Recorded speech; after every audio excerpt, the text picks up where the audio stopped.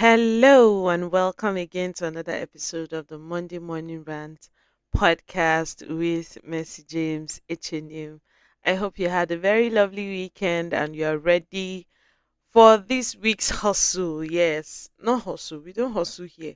This week's hard work. To my first timers, oh my god. Oh, I'm so happy to have you here. Thank you for deciding to listen to my podcast. I promise you, you're going to have a very enjoyable time. Yeah, I don't talk anything bad here. Oh. Only good things. We know they do vulgar here. We know they do jabala talk here. Everything good and everything godly you find on my podcast. And to my day ones, the ones that brought the first timers, God bless you. Thank you for sharing. Thank you for reposting.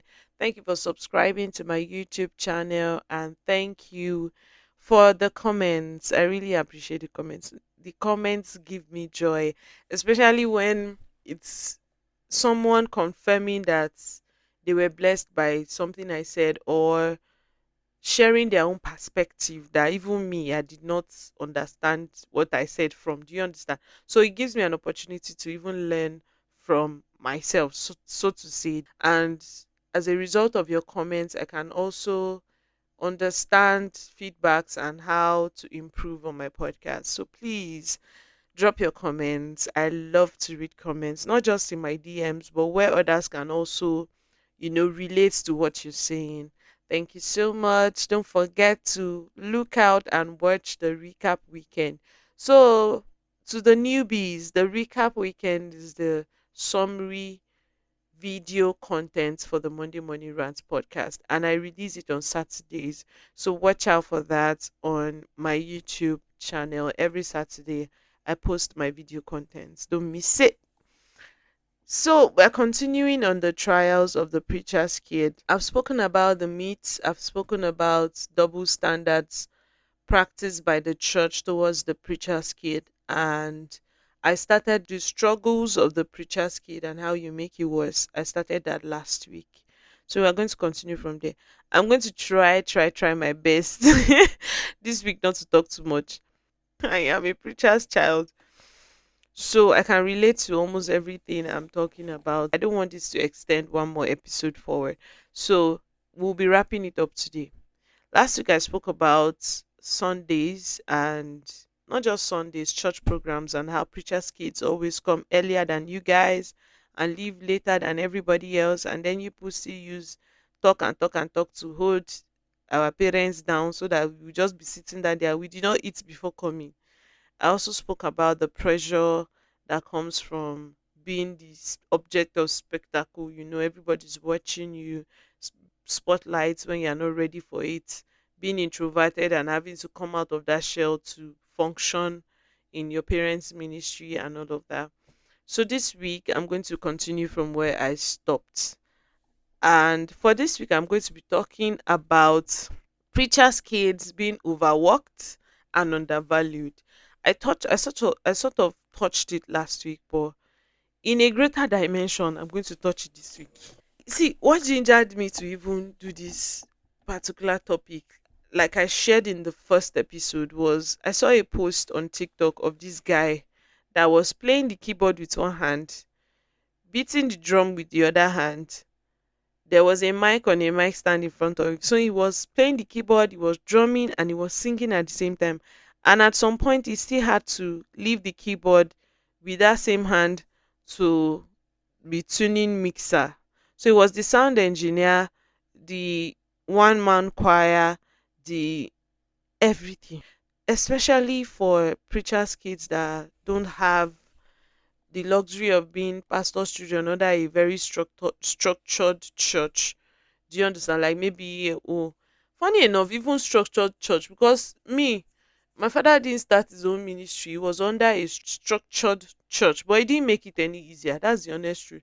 For some structured churches that, send members from established branches to go help out in the new branch, that's such a brilliant thing to do and very nice. But for most preachers' children that have parents that are starting their own ministry, it can be hell in the first few years. Sometimes it's not even few years, self, is in the in the I don't even know until God decides to shine mercy on the ministry, and then people start to come that are useful, because there are sometimes the people that are coming are not useful. God forgive me.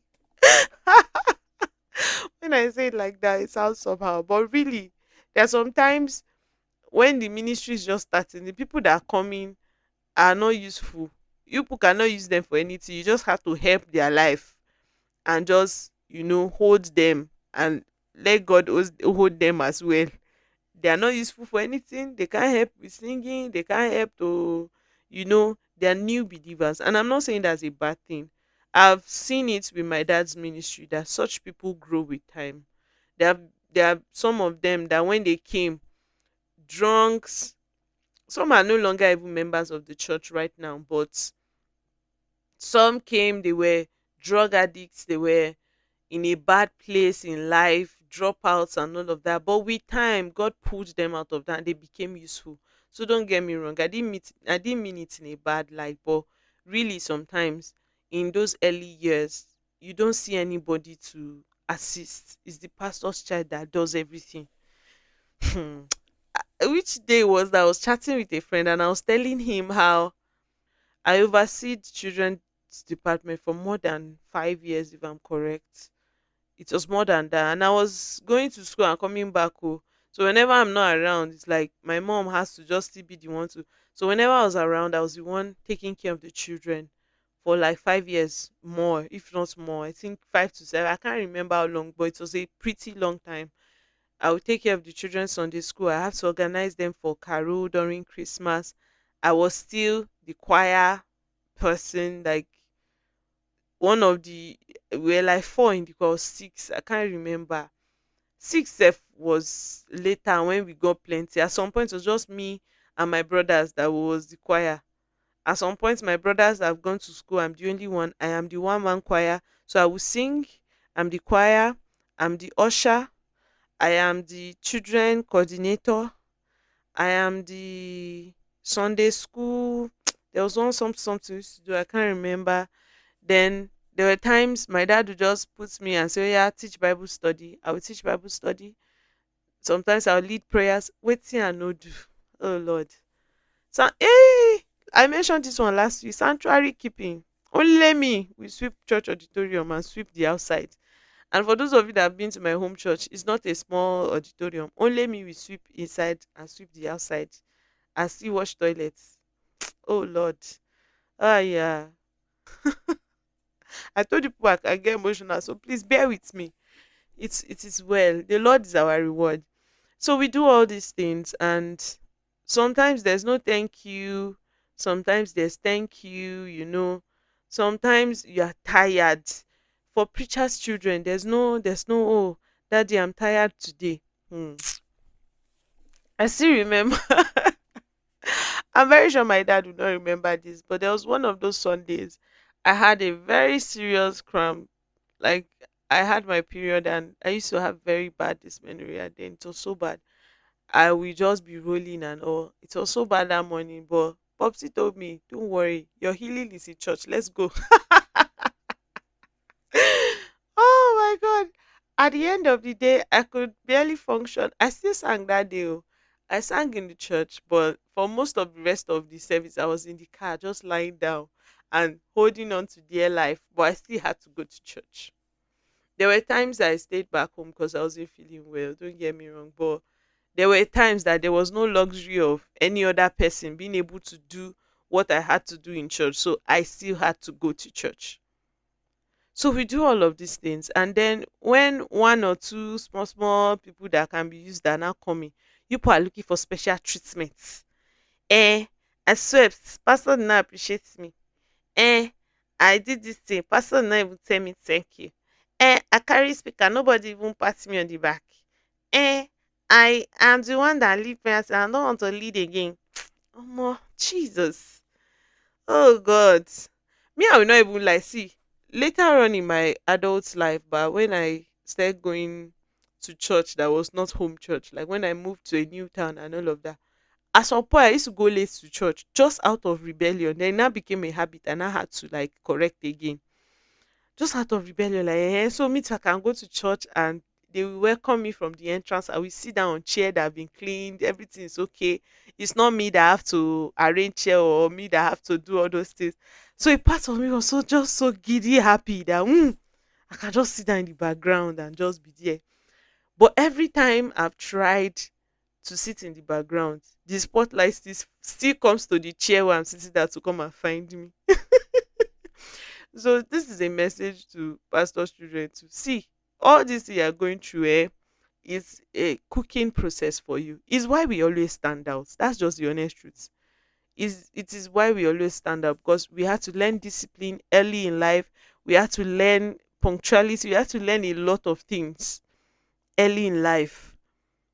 And those things they don't just come to help with ministry later on for those that end up being in they help you with your normal life self. The discipline you have been accustomed to helps you in life. So don't see it as a disadvantage. Oh. Don't see the I'm so caged, I cannot do anything. Don't see it as a disadvantage. It is an advantage. When you get forward, you will see it.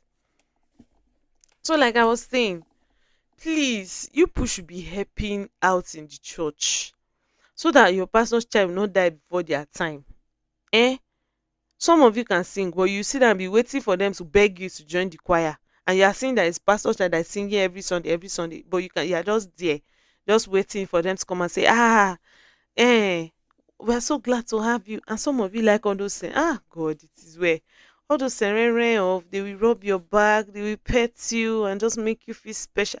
If they no rub you, you no go stand up do anything. You've never volunteered for a thing in your life. Even when you can do it, you just be there waiting for pastor to do.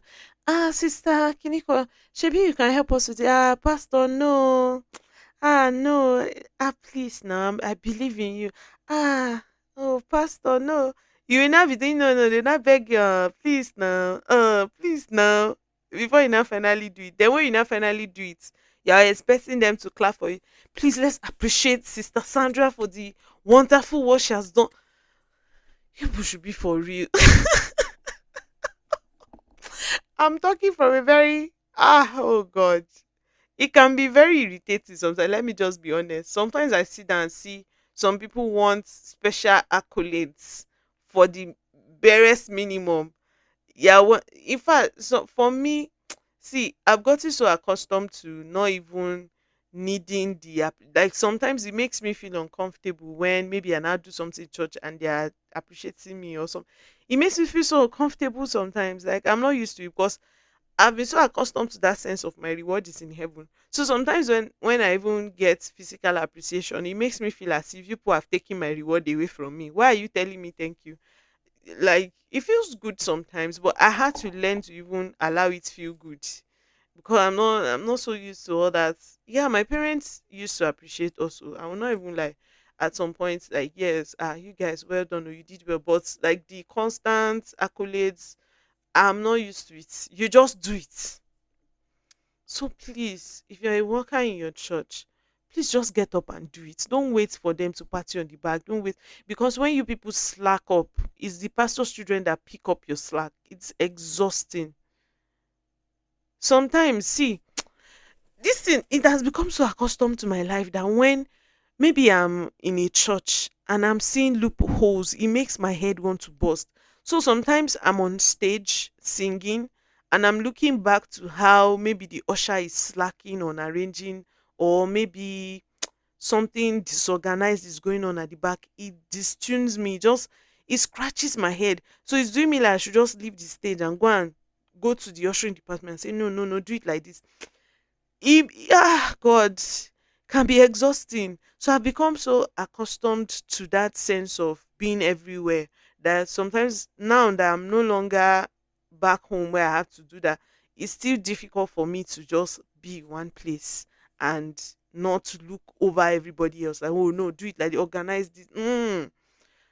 Please pick up the slack in whatever department you are in your church. Please do what you ought to do so that pastor's children will have breathing space too. If you are in the sanctuary cleaning department, come early to church or come and do it Saturday so that it's not when I come. God, I just remembered another memory now. The days that okay, we now start having people that lived around church and they will say, oh, I will clean church. and then they will not come to clean church Saturday, and they will not tell anybody they've not come to church to clean. So I arrived Sunday morning, all dressed up, I'm feeling all fly and gaga. And then I have to pull my shoe, wear slippers, and start sweeping. And then I'm drenched in sweat in my fine clothes just before service starts. Ah, that memory, did it just come now again? Those of you that slack a lot in church as volunteers, pick up the slack so that your pastor's child can breathe. Mm? And please, let's be appreciative pastor's children every now and then. Even daddy and mommy's daddy pastor, sometimes out of the blue, just appreciate your family, your children, your wife, because sometimes like we are the least appreciated. Appreciate them, tell them thank you for the things they are doing for you, because last now pastor collect call o, preacher pikin no collect call, but now we dey join do the call. mm? Thank you. So the next point, I say I will not talk, so I've already talked too much, God help me. Oh, this next point, Lord, the financial burden. Ah, everybody knows pastor's money is everybody's money. And as pastor's children, there are things you just see and things you endure. At least to an extent, I still had, but I still saw it many times. My parents using personal money to take care of church. And it's why it annoys me when people come out and say, hey, pastoring is business now. Kiniko, kiniko. You people should miss me with that nonsense, please. If you're one of those people that used to say that thing, I beg, I beg, I beg. If you count 50 churches now, arrange 50 churches, right?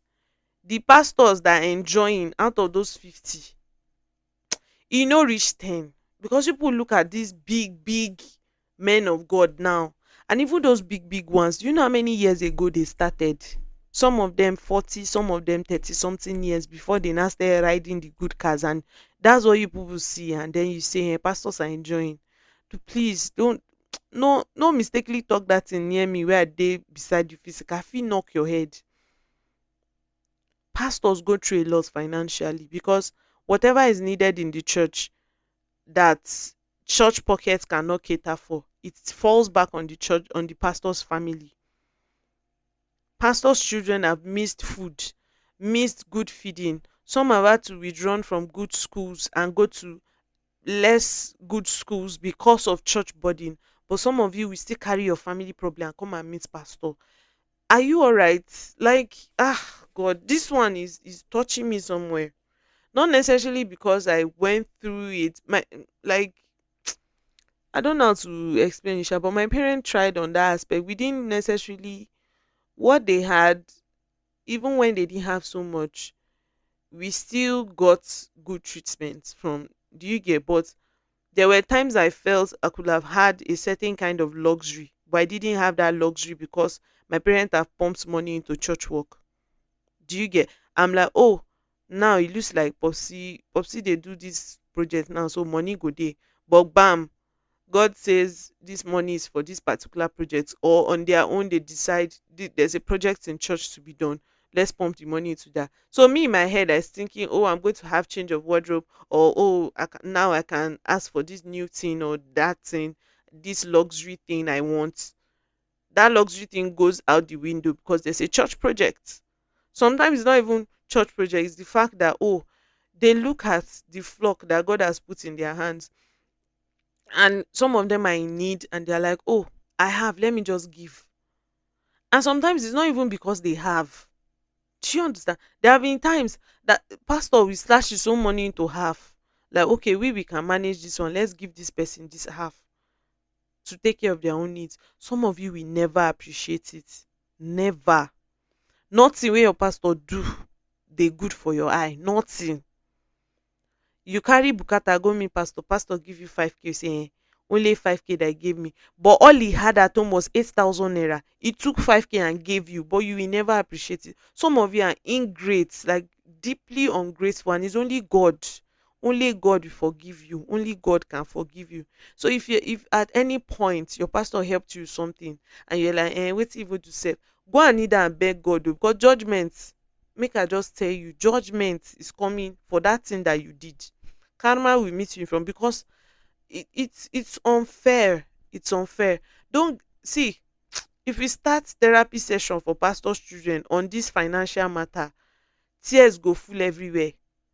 There have been some of them that the food they were meant to eat was what was given to you and your own family to go and eat, but you people will never appreciate it. Not a word of thank you. The ones that even say thank you at the end of the day, later on when the pastor is not able to do for them when they want, the pastor have turned to bad person. People should change. Change. Oh, you have never in your life carry handkerchief and buy and give your pastor. No, that one no concern you. Your own is pastor bring bring. My house rent have expire. Pastor bring bring. My children's school fees. Pastor bring bring. Bring go na im una sabi.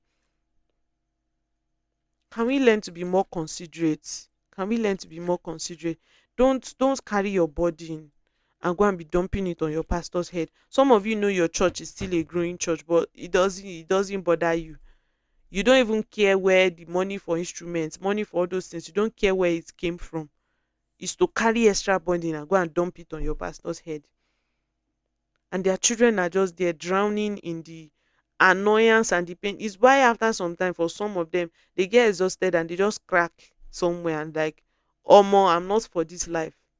Why do you think some of us, when we say we don't want to be pastors' wives or we don't want to be in ministry, it's not it's why when I look at people, there was one time I saw one girl doing, I want to be a pastor's wife. I just laughed. I just knew she did not know a single thing about what it entails to be a pastor's wife. Because those of us that are preachers' kids, we've seen it. It is well. We know what it entails. We know it is not easy something to do. So please, when it comes to finances, don't dump your burdens on your pastor so that their children can have better lives. Their children too can enjoy good things. They did not use suffer to swear for pastor pikin. I beg. They no use suffer swear for us. But una allow us enjoy our parents' money too sometimes. No be every day you go dey carry your bukata come house come meet pastor. Try dey solve your problem yourself or go and meet your family mate. You no get family. Your family miss. Ah God. I told you people I get emotional, sha. So pardon me. I'm beginning to get vexed. And please, this thing too of some of you, how much you give church, you want to audit account, do this thing. It makes me laugh sometimes. On top 5 naira, on top, there was a time that was accountant in my church. Sometimes in a whole month, tithe offering everything is not up to 5K. But you see here some people doing pastor is eating our money. Which money? 20 naira that you drop inside offering box. Are you being serious? Be for real. Be for real. Most of the things that church is doing, una no know say pastor money don enter inside. But the one time you put do something for the church, you want accounts to be audited, you want this one, that one. Some of you start talking rubbish in the background. How so a whole 50,000 are finished. What did they do with it? Miss me with that nonsense. Stop it. Stop it. God will help you. God will help you. Stop all those things. It is wrong. I'm not saying it's bad to have audited accounts. No, that's not what I'm saying. I'm saying the side talks, the gossip some of you do in church that causes discord. And most of the time it's even wrong. It's the akagom ones that are always doing that thing. How much did you drop on top 10,000? Pastors 5 million, 20 million have entered into church. You will not see that one. But the moment your own 10K is looking as if something have happened to you, you not allow us breathe, you not allow us hear word, you turn to daddy freeze and start making noise up and down. It is well. And let's learn to gift our pastors. I am recently reading the epistles. Is that the epistle? Yeah, the letters Paul wrote to the church. And I discovered several times he said it that I'm supposed to even ask you people to bless me, but I won't ask. But if you give me, I will collect. Do you understand? Like then there were times you say, "Oh, I'm sending this person to come and deliver this letter and check on you people. Please make sure you welcome them, take care of them." That means it is not wrong to take care of your pastors. It is not wrong to do one or two things for them. So when money enter your hand, or when, don't, it's not only your family members you should remember. Remember your pastor too. Buy something for your pastor. Buy your pastor a shoe. Buy your pastor suit. Buy their children something nice. If they have um if they have need in church, and they announce, oh, this thing, we want to do this thing, try they give sometimes, like, okay, I will contribute to this, I'll do this, just to lift the burden off them a little, right? It is where, to the next point, lack of privacy. This is one thing, me, I'm sure grateful my parents, my, like I said last week, I'm grateful that with some things my parents drew the boundary line, and the boundary line was very clear. There was no crossing it for church members. This one, I'm not going to expose my family to this. And one of those things I'm grateful for is the fact that I can't remember anybody coming to come and live with us. I can't remember it ever happening. The time it happened, I wasn't home. I wasn't home when I think my mom had to take in a student, an orphan that didn't have anywhere to go, and she was sick and all of that. And the funny thing is, this person now, God, it is well. Church people can be ungrateful. So not just church people, human beings in general can be so ungrateful. I just remember this story, and I'm sure when my mom listens to this, she will remember too. Ah, lack of privacy. I have friends that are pastors' children that have had to live with children of people they did not know because they are pastors' children. So person born 7 children on e own o. When una dey do the do, I no dey there, una born 7 pikin. So now hardship is holding you and your family throat. You now come and dump two of those 7 children in pastor's house. Like, and then the pastor is the one that feeds these children, sends them to school. I think this is more of a cultural thing, Sha. It's common in the West, like in my side, more than, I don't know, Sha, but that's what I've seen. Eh, people's children will now come and be living. So pastor pikin no get privacy, no privacy at all. People come, you bring your children will now come, stay 2 3 4 years, sometimes 5 years. And that thing now makes it so that some pastors children, the way they react now to their space, they don't know is even trauma response of the fact that they didn't have any form of privacy growing up. No form of privacy. One person picking don't come stay, another person picking, they don't bring am, this one, that one. So as one is going, one is, e con wole, e con jade, na so e dey sup.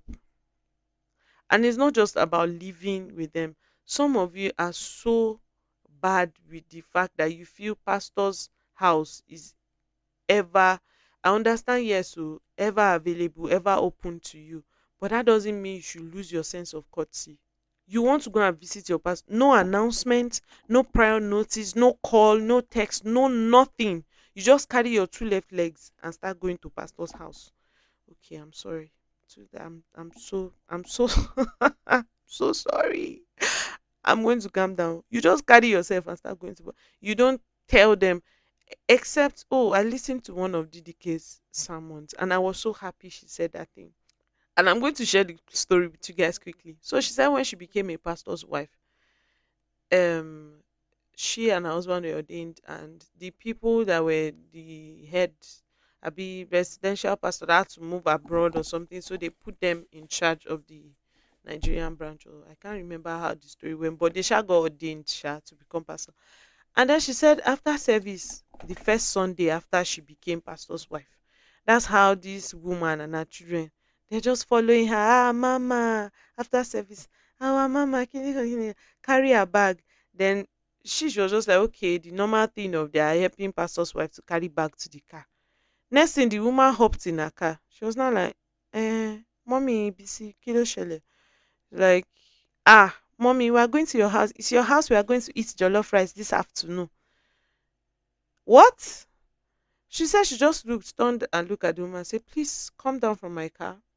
And please, my house is not a jollof rice place. If you want to come and visit my family, you give me prior notice. You don't follow me from service. Okay? Is that clear? She said they call meeting on her head. Oh.